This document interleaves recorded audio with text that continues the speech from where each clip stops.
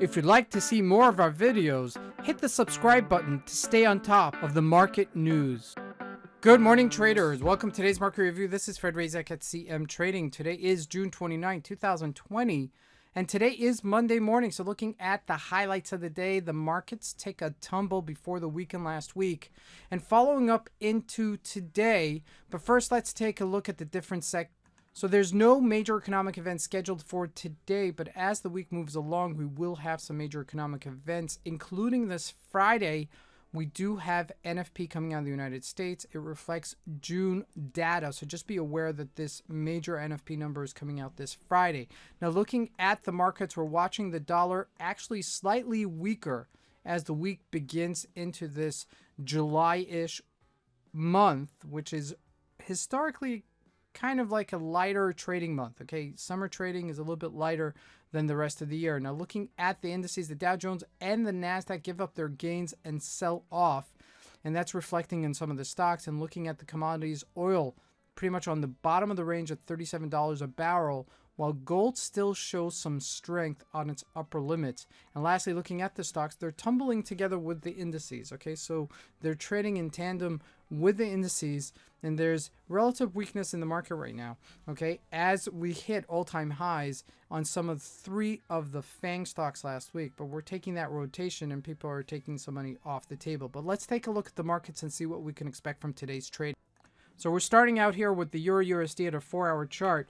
And pretty much we're range-bound trading, okay? We're between this 113.50-ish level, 23-ish level, and then this 111.80-ish level on the downside. And we've been in this range since the beginning of June, okay? Since we've rallied all the way this way. So a couple of things may happen here. We may continue to range-bound trading as we get closer to this upper range and stay within this tighter range, okay? So it's getting a little bit tighter and tighter as the weeks are moving along. Now, looking at the GBP USD, you see the same story as the dollar weakens versus the GBP, but this is a bona fide lower limit, okay, at this 123.30-ish level, okay, and it's just at this 123.74. So I do expect it to trade in a tighter range. The upper range, at least for the short term, will be this 125.40-ish level, okay, versus the dollar. Now, looking at the rand, it got weaker last week, but then you see that it's actually strengthening here,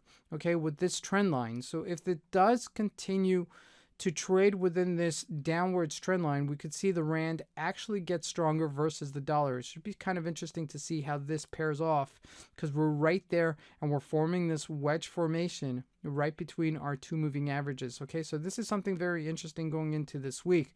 Now, looking at gold, all right, we're trading at 1771. You could see we're only about 10 points off of our all-time highs here from 1779. So this is showing us some relative strength here. Okay, I don't want to find myself in a position where I'm buying here, you know, and the anticipation is going to go higher and then it makes a correction. But I do want to keep this on my radar as the week progresses, especially as the NFP comes out. Because remember, gold is an asset that you go to for inflationary fears, and that's still in the market as the central banks are easing some of the monetary policies. Looking at gold here, looking at oil, $37.50 a barrel. We're at that lower range, okay, which we've hit a couple of times. You could see that much clearer when we set up the line. So if it does breach it, our next level is $35 a barrel, okay? So keep in mind that this potentially may be a support level as the easing of the restriction are happening, but this may still recoil, because if you look at some of the states in the US and you look at some of the other countries in the world, they're not controlling this pandemic. Europe is controlling this pandemic. I would say Asia is controlling this pandemic. Africa is relatively controlling this pandemic, but the US is not, and they're failing very miserably about it, and this may reflect on how they proceed with easing the restrictions, opening up the economy. So with that said, this may still retrace, okay? But if all else remains equal and the markets continue to ease the restrictions and you see more and more airline companies opening up and more travel happening in the world, this may actually bounce again to its $40 a barrel. So just keep this on the radar as well. Now, looking at the Dow Jones, it's quite a story here. Okay, we had a really rocky week last week. We tumbled all the way from as high as 26,200ish level down to 24,800. That's a 1,400 point move within a week. Okay, so that's a major retracement for the Dow Jones. I do expect a little bit of reluctance here to press downwards, but I do expect a little bit of a bounce here, maybe bouncing all the way up as high as 25,300ish level. Okay, but before we see that, we've got to look at the stocks that are moving us higher. Okay, and those are some of the tech stocks that took us higher last week, but they've got to rebound. They've got to continue showing strength, even though the market is selling off. They have to be really the ones that are showing their strength, and if they don't, then we'll see further sell-off in the markets. Now, looking at Apple, tumbled from 371 down to 353. Now, this is profit taking. This is people taking money off the table as the stock is going higher, and it's completely natural. But it's the rebounding that I'm looking for. I'm looking to see if it's going to be rebounding, and if it is, then it's still, in an upwards momentum, even though we're still in this pandemic life. Okay. Now, looking at Amazon, same story, 2691. So it's about a 100-point retracement there. Okay, looking at Facebook, it was a nosedive. Okay, and Facebook was really the one that faltered on, breaking out higher. All right, because it really didn't break out higher to 215, down from 244. So this is one of the largest retracement.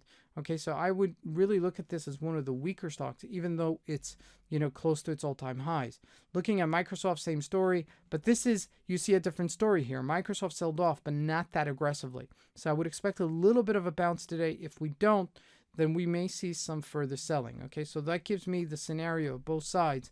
And lastly, looking at JP Morgan, it's been weak, obviously. We've mentioned this several times. So from last week to this week, we've retraced over 12 points. So it's really trading with the index almost par to par, okay, almost equally one to each other. So something to look forward to is keeping an eye on JP Morgan, especially as Friday comes with this new NFP results. So, who knows? It may even actually be something positive, and we may see the market rally again.